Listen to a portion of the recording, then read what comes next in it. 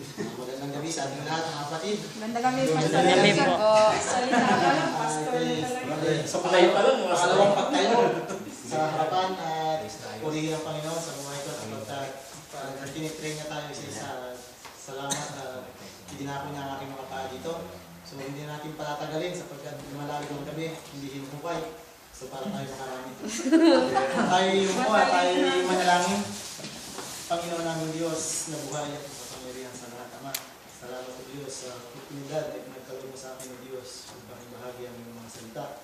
Nawa Ama ay gawin mo lang mga kuntungtungan ng iyong mga pama upang ang aking kahingaan ay hindi nila makita bagkos ang iyong kaluwalhatian ng Diyos. Nawa Ama ang Banal na Espiritu ang tagapagturo namin sa oras na ito, Panginoon.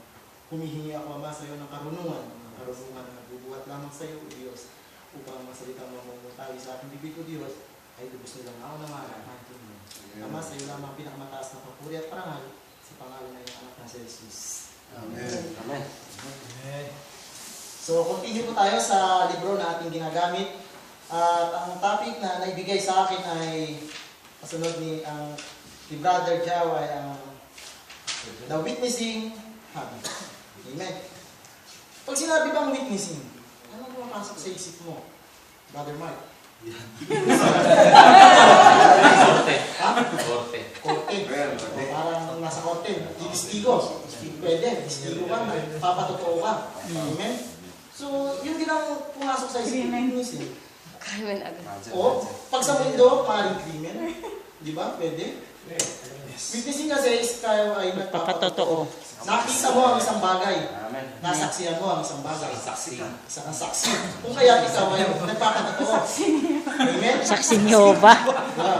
Nanay mo, nanay mo. Ganun sa isip natin eh. So tingnan natin yung supporting verse nga sa Mark 16 verse 15. Amen.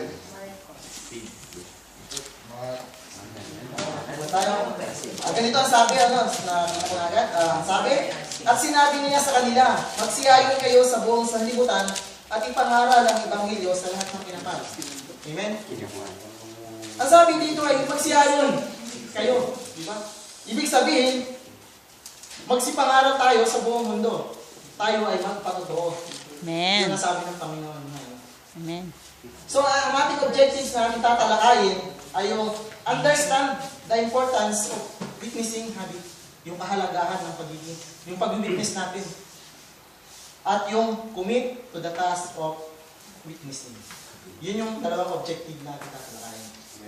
At sa pag-umpisa ng ating introduction, ganito ang sabi, when you become a child of God, you also become a co-laborer with Him. God did not only intend that you come to Him, but also you must go. Amen? Diba? May English na. Diba? Nag-level up tayo. Amen! Amen! Takin natin yan. Diba? Ang sabi, nung tayo ay, ba't sinabi ng Panginoon yun? Tayo ay, come, lumapit. Tapos nung tayo nakalapit na, go, pinapalis naman. Bakit ganon? Come and go. Ipangalat. Dahil ang sabi nga, come. Dahil marami sa atin, tayo ay mga ligaw na tupa pa dati. Amen? Amen. Kaya sabi ng Panginoon, come. Lumapit tayo sa Panginoon.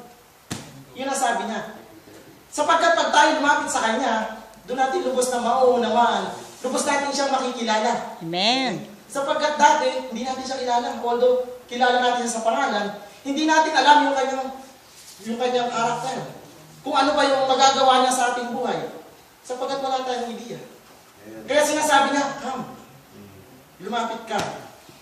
At ang tayo ay nakalapit na sa Kanya, kung kaya't nariyan kayo nakaupo dahil tayo ay isa sa mga lumapit sa Kanya, doon higit nating naunawaan, nalaman natin yung tungkol sa Kanya, yung kabutihan niya sa ating buhay, na tayo ay Kanyang binago, Amen. na dati ay mga ligaw, na wala tayong pakialam, pero nung tayo tinawag, is naroon na, nalaman natin ang higit at dinidig natin talagang hinuhukay natin na para lumapit tayo sa Kanyang kaluwalhatian. Nalaman natin kung bakit siya namatay, kung bakit ibinigay ng Panginoon ang Kanyang bugtong na anak, kung para saan ba ang Kanyang pagkamatay. Ay sinabi naman niya, you must go. Bakit sinabi niya, you must go? Sapagkat nalaman na natin yung karakter ng Panginoon, nalaman na natin yung kabutihan niya sa ating buhay, at ang sabi niya, you must go. Sapagkat yun ang nais ng Panginoon. Ipangaral natin. Amen. Tayo ay maging witness niya. na ipatutuo natin sa iba na hindi pa nakakalapit sa Kanya. Amen. Kaya sinabi niya, you must go. Hindi lamang yung sinasarili natin. Eh paglapit natin sa Kanya, wala na tayong pakialam sa ating kapwa.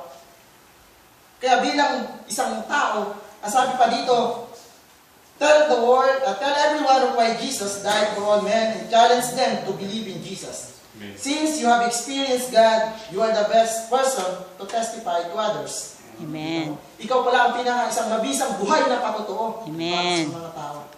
Dahil nalaman mo na, nagkaroon ka na ng knowledge, dahil dati wala kang alam, pero ngayon dahil nagbabasa tayo ng Bible, nalaman natin yung attributes ng Panginoon, kung gaano siya yung powerful, kung gaano siya yung loving niya sa atin, nalaman natin. Kung kaya nagiging equipped tayo, halimbawa ako, nakatatayo na ako, samantalang dati hindi. Diba? Amen. Sapagkat binigyan niya na ako ng nung tinawag niya ako, Authorization na, Lord. di ba? After pagtawag at paglapit ko sa kanya, binigyan niya ako ng knowledge, unti-unti, step by step, na nalalaman ko yung about sa kanya. At ang sabi naman niya sa akin, you must go. Amen. Kung kaya, Amen. ito, you must preach the word of God. Amen. So pagkat dati, wala akong alam.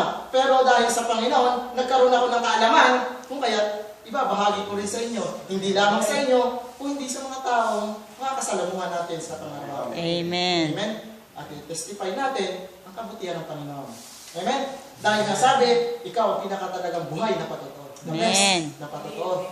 Sapagkat kung ikaw ay patay na hindi ka pwede mong patotoo. Ikaw ay buhay, makikita sa iyong mga gawa. Kaya Amen. ikaw ang buhay na patotoo. At kapag nagawa mo ito, you call witnessing. Amen. Amen. If you make a lifestyle, you are developing witnessing. Amen. So, ganun po pala. So, introduction lang yan. Saka lang yung introduction. Introduction ka na. Introduction lang pala yan. Introduction pa, winner. Yan ang gaya mo sa defense. Wait, there's more. Let's move on. Maganda po yung iba sapagkat may mga tanong dito. So, magtatanong tayo. Para, hindi nakatingin. Okay. Tatanungin natin yan. Madadali lang naman. Okay? Mag-imbestiga muna tayo. Ang dami sa dito tanong. Investigate muna. Kasi, mag-investigate tayo kasi may pakito. Nga dami mag-investigate tayo. Ang unang tanong, what Jesus command to Peter and disciple? Makikita to sa Acts chapter 10 verse 42. Acts 10. Natin? 42? 42. 10:42. Napasa niya kaming mangaral sa mga tao at magpatotoo na siyang itinalaga ng Diyos na maging hukom ng mga buhay at mga patay. Amen. So, ikinuman ni Jesus, yung sila Peter at saka yung kanyang disciple, na magpatotoo.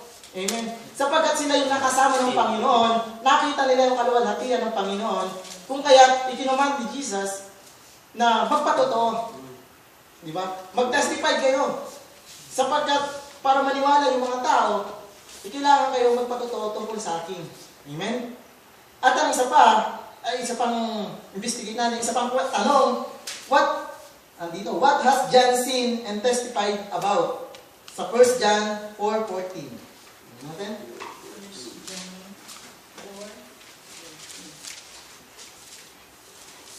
At makita natin at sinasaksihan na sinugo ng Ama ang Anak upang maging tagapagligtas ng sanlibutan. Amen. So, nakita. Ibig sabihin talaga, kapag nag-witness ka, dapat nakita mo. Amen? Sapagkat kung hindi mo nakita, hindi ka pwede mag-testify. May kalalagyan ka pag nagtestigo ka, nakatanisip mo lang. Di ba? Kung dito, kung kriminal nga, ay kalaboso ka. Dinis. Dinis Corneo. Oo, Dinis Corneo, di ba? Pag nagpapatotoo ka na ang intention mo ay tinapalan ka lang ng pera, iba yung hindi mo hindi mo talaga nakita, hindi mo nasaksihan ang isang pangyayari, nangyari kang bata ka. Diba? Hindi ka lalagyan ka. Kailangan nagtitistigo kayo, nakita mo, nasaksihan mo. We talking about spiritual, hindi word na spiritual. Amen? That's right. That's right. Spiritual mayari. So may dito, yung introduction from the word of witness. So, the dictionary defines a witness as a person who gives evidence or attests first-hand knowledge. A witness is the one who makes a stand of his conviction, testified about it. Amen. So, kailangan na may ebidensya kung ikaw nagtitestigo. So, doon pumapasok yung umiikot eh. Magti-testify ka, kailangan may ebidensya ka. Show the proof. Kailangan probable na. Ha? Kailangan probable yung ano. Oo. Pag-sure ba ba? Pag-sure ba? Pag-sure ba ba? Pag-sure ba? Evidence ba? Sabi nila, Bisaya daw ako, alam silang evidence. Di ba? So, kaya nakikita mo kasi. Ayaw tayo sumagot ni George. Kasi totoo naman talaga. Di ba? Ayaw tayo sumagot ni George ba? Kasi bakit tayo naroon? Totoo naman. Diba? Totoo yung ating sinasabi, kaya hindi na natin kailangan ng ebidensya kung nakikita naman natin. Diba? Amen. Sagot na. Sabi dito, witnessing is an overflow. Overflow. Acts 4:20. Tingnan natin. Tingnan lang tayo. 4:20. Acts 4:20. Anong sabi? Ang sabi. For we cannot but speak the things which have been seen and heard. Yun ang sabi. For we cannot help speaking about what we have seen and heard. Kailangan nakita natin. Narinig. Doon tayo pwede. Hindi naman pwede yung nakita, walang nagkukwentuhan yung magkapit bahay mo na pinagchichismisan is nakita mo narinig, kailangan mo na rin sabihin. Huwag naman ganon. Nagchismo sa'yo. Hindi ka naman doon. So, huwag naman ganon. Tumutukoy tayo nga sa spiritual growth natin mga Christian. Amen? Sabi nga dito, if you were to count every single blessing that you receive from God, your heart will just overflow with praise. At totoo naman talaga, kung nakakatanggap tayo ng blessing God sa Panginoon, automatic na yun. Yung puso natin ay talagang natutuwa sa galak. Diba? Nag-uumapaw. This overflow of your gratitude to God will make witnessing automatic.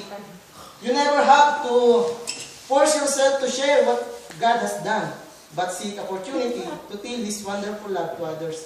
So, hindi naman talaga parang ino-obliga, parang gano'n ba, na i-share mo yung kabutihan ng Panginoon sa iyong buhay. Parang gano'n. Pero sabi dito, but seek the opportunity. Hanapin mo yung pagkakataon na sabihin mo yung magagandang bagay na ginawa sa iyo ng Panginoon. Yun ang dapat natin Hindi na yung ikukwento natin kung ano yung nakapta natin na pagkat sabi dito, yung kabutihan naman na ginawa ng Panginoon sa ating buhay. Amen. Dati nga naman tayo, wala naman tayong alam talaga sa ilan lang siguro sa atin dito yung lumaking Kristiyano na talaga. Sino ba? Si Ito. Brother John Mark lang yata. Ito. Si Sister Owie. Ha? Ebidensya. Most majority sa atin is talaga, tinawag lang talaga ng Panginoon na bali parang kailan lang nakakilala sa Panginoon na hindi niya kinalakihan ang pagiging Christian life. So, mapalad tayo sapagkat tinawag tayo ng Panginoon. So, papatuloy natin, sabi pa dito, witnessing is an opportunity. Isang oportunidad. Diba? Sa 2 Corinthians 5:20, tingnan natin. 2 Corinthians 5:20. Kaya't ako'y sugo. Kaya't ako'y sugo ni Kristo, parang ang Diyos na rin ang namamanhik sa inyo sa pamamagitan ko. Makipagkasundo kayo sa Diyos. Amen. Dito, opportunity. Ikaw ay isang ambassador. Ang tibay mo pag ikaw ay isang ambassador. Ambassador of Christ. Amen. Di ba? Ikaw, samantalang dati, tinitingala natin, ambassador ng Pilipinas. Di ba? Ikaw ay ambassador ka, pupunta ka sa isang bansa. Ikaw ay kinatawa ng bansa. Pero dito, isang oportunidad natin to. Kinatawan ka ni Kristo, ng ating Panginoong sa Kristo. Mabigatin ka. Amen. Sapagkat matibay ang backer mo. Pinagmamalaki mo ay ang gumawa ng buong sanlibutan. Amen. So, bakit ka mahihiya? Amen. Yes. Kaya oportunidad natin to. Apa? Hallelujah. Oportunidad na agatin mo na to. At talagang, ito na yung pagkakataon natin eh. Oo, huwag na natin itong ipagsawalang Bahala. Sapagkat, sabi nga, oportunidad natin to bilang ambassador ng Panginoon. Amen? So, sabi, it's a wonderful opportunity to be called an ambassador of Christ. God, fellow workers, despite your limitation and weaknesses, you are entrusted with a special position and was given a special work to do. Amen. So kahit hindi natin hindihan yung weaknesses natin sapagkat pag ang Panginoon yung ating kasama, nagkakaloob niya yung ating yung pangangailangan natin. Amen. Sa buhay. Kaya huwag nating ipagsawalang bahala na tayo ay maging yung oportunidad na maging ambassador tayo ng Panginoon sa Kristo. Amen. Meron pa, isa pa. Witnessing is an obligation. Obligation naman. Basahin natin sa 1 Corinthians 9:16. 9:16? Ito. Hindi ngayon nangangaral ako ng mabuting balita, ay maaari na akong magmalaki. Iyan ang tungkuling iniatang sa akin, sa aba ko, kung hindi ko ipangaral ng mabuting balita. Amen. So, hindi mo ba dapat, halimbawa ito'y nangangaral na, ito'y magmayabang na. Amen. Sabi dito. Kung kaya, karamihan naman, nakita ko rin na, kay Pastor, talaga nakita rin natin yung pagiging humbleness, na hindi niya pinagyaban na pukit, marami siyang alam sa salita ng Panginoon, is talaga, pinagmamalaki niya. Hindi eh. Nandun yung humbleness na may preach yung word of God, na tayo ay kumakain ng salita ng Panginoon sa pamamagitan niya. Nakikita yung bunga, hindi lang sa bunga sa Kanya, kundi yung bunga sa atin. Amen. Sapagkat yun ang tunay na bunga. Amen. Yung tayo yung kumakain ng salita eh. So nakikita yung paglago sa atin, andun yung obligation. Bawat isa atin na may obligado. Sabi nga, everyone who has considered himself as a child of God is not excused in every witnessing task. It's your obligation. It is not only for your pastor, missionaries, evangelists, and church leaders. It's every Christian task. Amen. Amen. So hindi natin kailangan iatang pa sa mga nakakataas sa iglesia, sa mga elders nga, sa mga pastors. Tayo, kaya na natin na. Amen. Amen. Kaya na natin magpatotoo. Hindi yung sasabihin, Pastor, tulungan mo naman ako, patotoo mo naman ako sa akin nagbago na ako. Hindi mo ganun. Hindi mo ba kaya magsalita na binago ka ng Panginoon? Kailangan mo pa ng bakit na, sabihin mo naman na bago na ako. Para maniwala. Para maniwala. Bakit? Para hindi maniniwala sa akin. Amen. So hindi naman ganun eh. Sapagkat sabi nga, every Christian, Amen. lahat tayo tumanggap sa Panginoon, dapat kaya na natin magpatotoo. Amen. Sapagkat kung iatang pa natin sa mas nakakaingit sa atin, wala na. Paano pa natin yung task natin na bawat isa? Mananatili ka doon. Sapagkat tayo nagpapatotoo, nakita nila yung buhay natin, nakita nila yung pagbabago sa ating buhay, ikaw yung pinaka-the best Amen. na magsabi. Living testimony nga, sabi, na this is Christ. Amen? Amen. So, may tanong ako. Pero hindi pa ngayon. Baka ano pa kayo. May content. Sabi nga dito, why witness? Bakit nga pag-witnessan? So, natin mga dinivide-divide. Una, it is a continuation of Jesus' mission on earth. Continuation daw. Amen? Ang paliwanag dito, as a follower of Jesus, you are taking part in His mission of saving the world. If you share your neighbors, friends, relatives, associates, workmates, acquaintances, and everyone who know that the Lord has done to you. Jesus said, go into all the world and preach the good news to all creation. Amen. So dahil nakilala natin ang Panginoon, di ba? Nakilala natin ang Panginoon. Marami nagbago sa atin. Amen. Kung dati is talagang lasinggero tayo, sugarol, babaero, halos lahat ng mundo ay parang nasa yun dati. Amen. Talagang totoo naman. Na talagang, kung hindi pa tayo tumanggap sa Panginoon, yun ang ginagawa na, karamihan sa atin yun ang ginagawa. Pagkat hindi pa natin nakikilala ang Panginoon. Amen? That's right. That's right, di ba? Halimbawa si Elder. Amen. O, di ba? Dati si Elder, nagsusugal. O, di ba? Kailangan natin na si Elder ay nagsusugal. Galing kong malat. Di ba? Sumalat. Magaling sa sumalat. Si Wonder naman yun. Si Elder, hindi, si Elder din. Amen. So bakit nakalimutan niya? Bakit ang vaccine ngayon? Di ba? Dahil nakilala niya ang Panginoon. Hindi nakilala niya yung kanyang asawa. Amen? Kasi siguro naka-experience yung iba sa inyo, yung mga for the boys, yung mga lalaki. Pag naniligaw tayo, halimbawa, sagutin mo lang ako, hindi na ako magbababae, ititigil ko na itong bisyo ko. Di ba? Mahaling ganun. Madalas na dalas mo.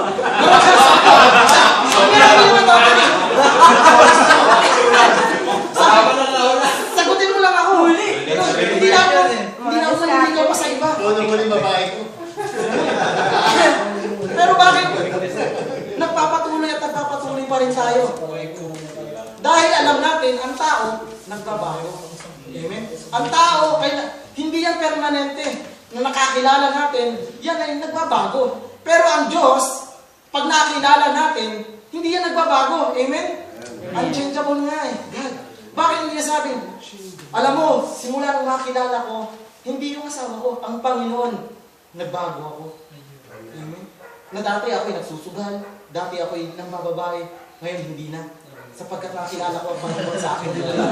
Amen? Sapagkat ibang tao lang yung makikilala natin, wala. Maaaring matisod tayo kasi maaaring ang tao magbago yan eh. Kahit pa halimbawa, naligawan mo, naging asawa mo, People do change the magbabago talaga. At pag naging asawa mo na, doon mo makikita, babalik ka sa dati. Sapagkat may nakita ka sa kanya, may kahinaan siya. Magbabago ka, maaaring bumalik ka sa iyong dating gawa. Pero dahil ang Panginoon ay katulong natin at siya yung nakilala natin sa ating buhay, mapuforce ka na. Ito ang aking Panginoon. Na dahil sa Kanya na kumilisa sa aking buhay, unti-unti, hindi man bigla. Sapagkat masakit pag bigla, sabi nga. Dahan-dahan natin hanggang, di ba? Baka no? Spiritual tayo. Unti-unti natin dumabaglit yung mundong ating ginagalawan dati. Amen? So kapag sinabi natin ito sa ating mga kapitbahay, di ba? Sa ating mga friends, ikaw na yung magpapatotoo eh. Hindi na yung, mabigat ba na ikwento mo yung Panginoon na sa iyong buhay na dati, halimbawa si Ate Len, na kahit pa ulit-ulit niya sinasabi, na siya ay dating ganon. Sasawa ka na? Sapagkat sabi niya, Hindi na ako magsasalita. Maliwanag mo yun, bro.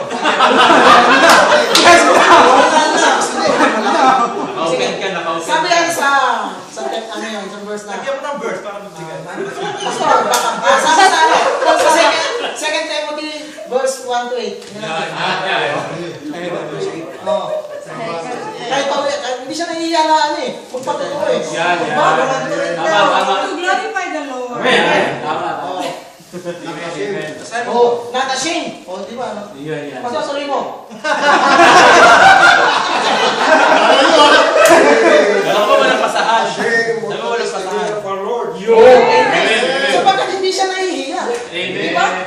Kung siya dati ganun, pero dahil nakakilala siya pa sa Panginoon, ba't ako mahihiya? Ambassador eh. Di ba? Oo. Ambassador. Binago ako ng Panginoon, hindi naman ako dating ganito. Di ba? Ulit-ulit ka lang. Okay lang.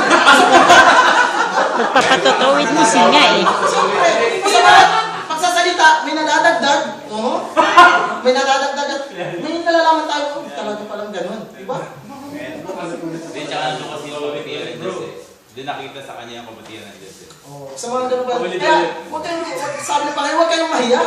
Hindi na ako magsasalita. Kung ikaw Kasi may mahiya. ibang tao naman, ibang tao naman siya. Di ba? Sino naman di ba may bless? Lahat tayo talagang nagkasala sa Panginoon, yung ating mga gawa ay talaga namang karing-haring para sa Panginoon pala. So, kailangan natin i-share sa iba para makita naman ng iba na bagong nananampalataya sa Panginoon, ganyan pala yung tao. Tingnan mo naman ang buhay. Talagang, sino bang hindi mabe-bless? Halimbawa na lang sa buhay ng pastor. Di ba? Dati, kung titignan mo,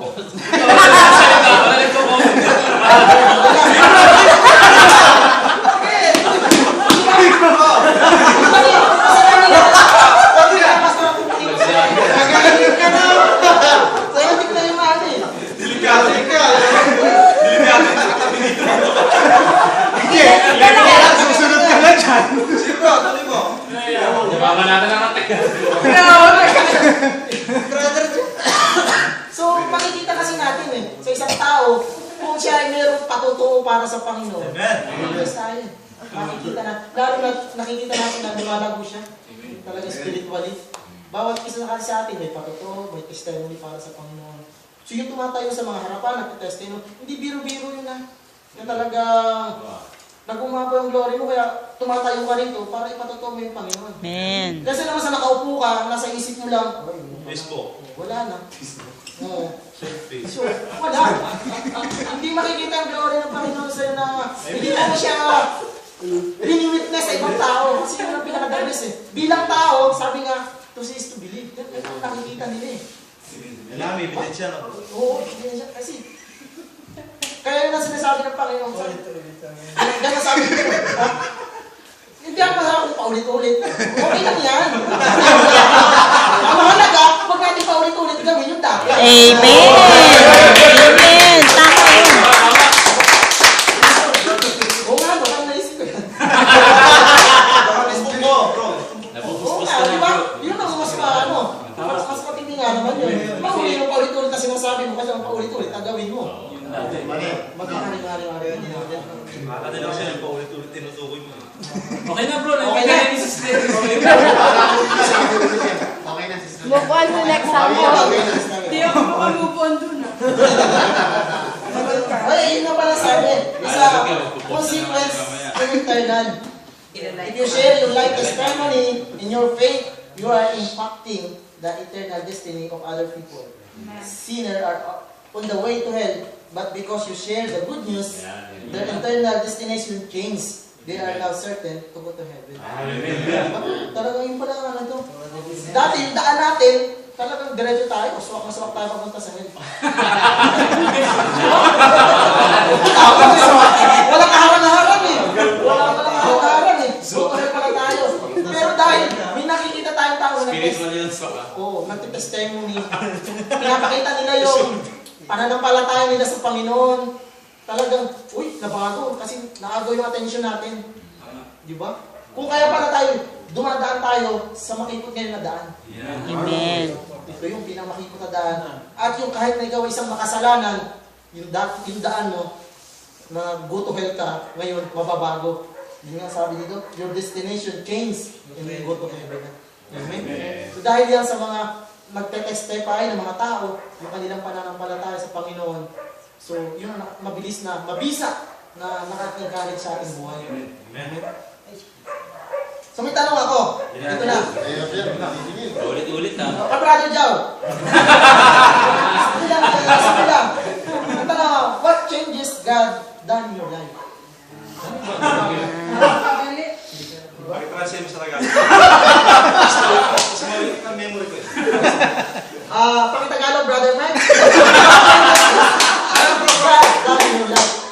Ano yung mga pagbaba? Ano yung ginawang pagbabago sa pagbabago mo? Hindi, siya tinatanong mo. Anong pagbabago ang ginawa mo? Sino sabi niya eh? Sa buhay. Yung mga nabago. Ginawa na po ng What are the changes? Bro, yung Panginoon.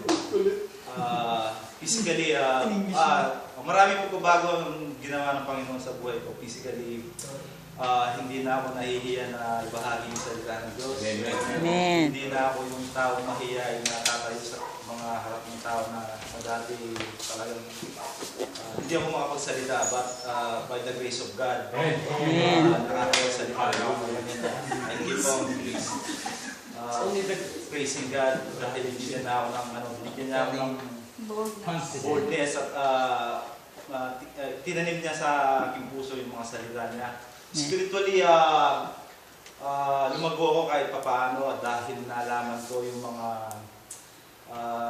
maraming mga pangako niya, nalaman ko rin yung mga gagawin pa niya na hindi pa niya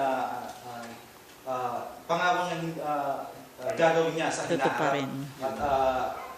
At yung pinaka mahalaga is pagdating ng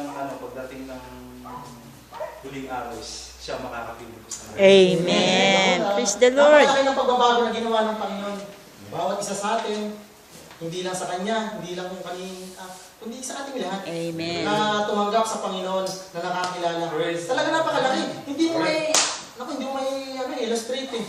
Yung pagbabago na nagawa mo sa ano, paano mo i-describe na dati talagang kung bawal ba ito yung nakikita mo yung nakaraan mo na lang, talagang ano pa lang.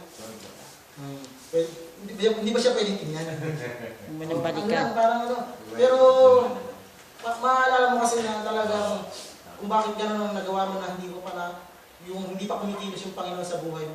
Sapagkat okay, tuloy natin. Sa akin. Hindi tapos na. Ha? Di pa tapos yung paliwanag. Bakit bitin eh? Bitin ba? O sige, doon ko natin yan. It's connected to God's timeable. Diba? Connected daw to. Parang wifi lang. Diba? The Bible declares that the gospel of kingdom will preach in the whole world as a testimony to all nations, then the end will come. Matthew 24:14. So ito yung ano, may connection talaga siya. Sapagkat, sabi niya kung may preach na yung salita ng Panginoon sa buong sangkinapal, sa buong mundo, ang Panginoon ay darating na.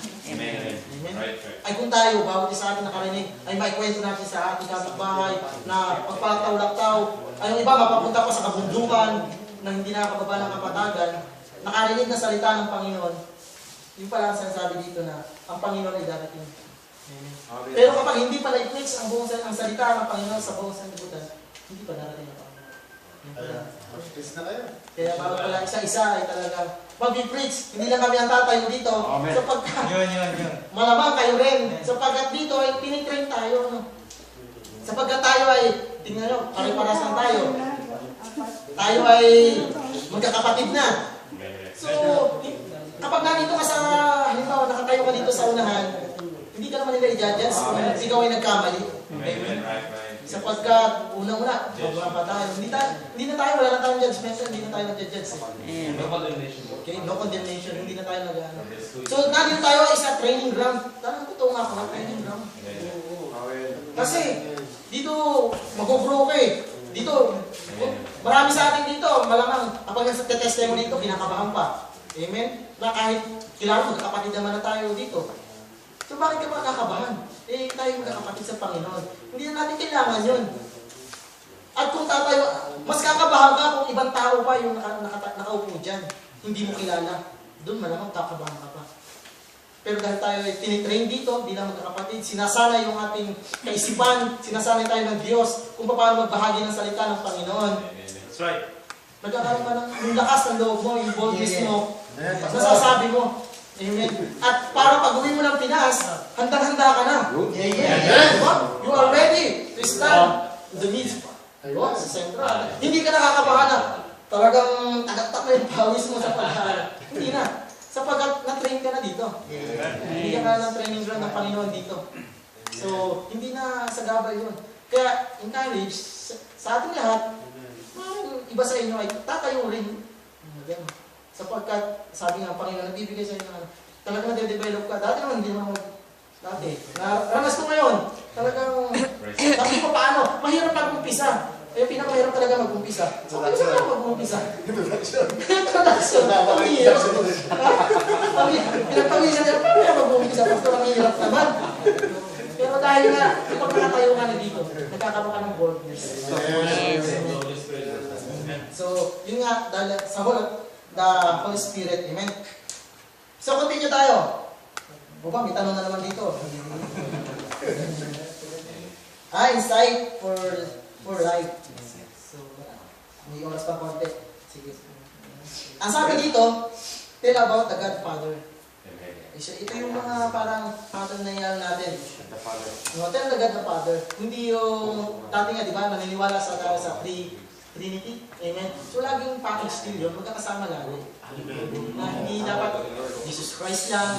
Na, dapat, kung nagpapatutuwa tayo, ay Panginoon natin, ating Ama, na siyang lumikas sa sanlibutan. Patutuwa natin yun, na nakilala natin ito. Yung kabutihan niya sa kanyang nilikha, na ibinigay niya ang kanyang bugtong na anak. Dahil sa pag-ibig niya sa atin. Amen. So, dapat i-testify din natin yun. At yung isa pa ay yung tell about Jesus, the God of Son. Amen. Na siya ay bumaba dito sa libutan, talagang kapagti siya, namatay, para sa ating mga kasalanan.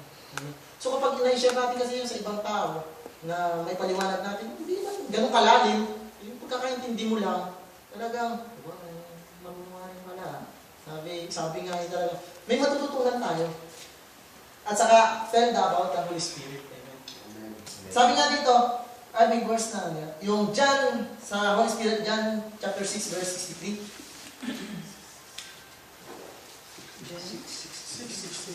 63. The Spirit gives life.